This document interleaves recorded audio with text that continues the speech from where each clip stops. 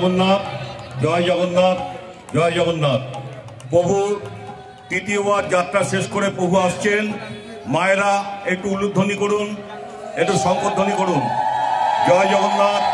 প্রভু আসছেন, তৃতীয়বার যাত্রা শেষ করে চতুর্থবার প্রভু ফিরে আসছেন। চতুর্থবারের জন্য যাত্রা শুরু করবেন। প্রভু জগন্নাথ স্বামী নয়ন পথগামী ভবতুমে। জগন্নাথ প্রভুর কৃপা সকলের উপর বর্ষিত হোক। জগন্নাথ প্রভু আসছেন, তৃতীয়বার যাত্রা শেষ করে তিনি চতুর্থবারের জন্য যাত্রা করবেন।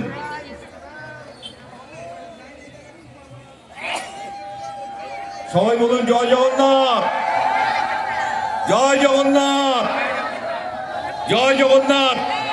আওয়াজ কমে গেল কেন? গলার জোর নেই নাকি?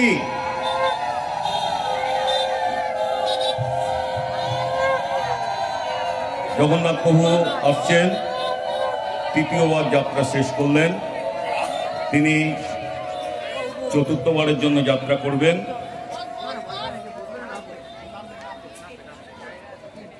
জগন্নাথ প্রভু তিনি তৃতীয়বার যাত্রা শেষ করে চতুর্থবারের জন্য যাত্রার প্রস্তুতি নিচ্ছেন। জগন্নাথ প্রভুর কৃপা সকলের উপর বর্ষিত হোক।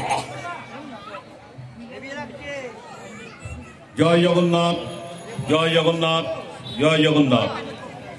নৈহাটি বড় পুকুর, এই বড় পুকুরের নাম এখন চন্দন পুকুর দেওয়া হয়েছে।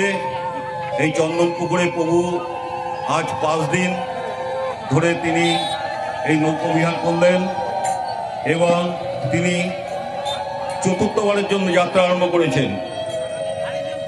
আগামী 2 দিন অর্থাৎ সোমবার অবধি প্রভু এইভাবেই সকলকে কৃপা করবেন, সকলকে আনন্দ দেবেন। প্রভুর কৃপা সকলের উপর বর্ষিত হোক। জয় জগন্নাথ, জয় জগন্নাথ, জয় জগন্নাথ। আপনারা দেখছেন নৈহাটি জগন্নাথ প্রভুর চন্দন যাত্রা। প্রতি বছরের ন্যায় এবছরও 7 দিন যাবৎ যে চন্দন যাত্রার আয়োজন করা হয়েছিল, আজ 5ম দিন। প্রভু 5 বার প্রদক্ষিণ করবেন, চতুর্থবারের জন্য যাত্রা করেছেন।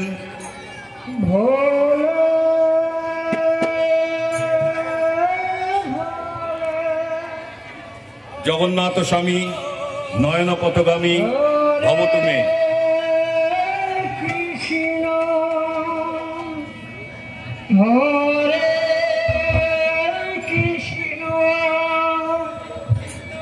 কৃষ্ণ কৃষ্ণ হরে হরে,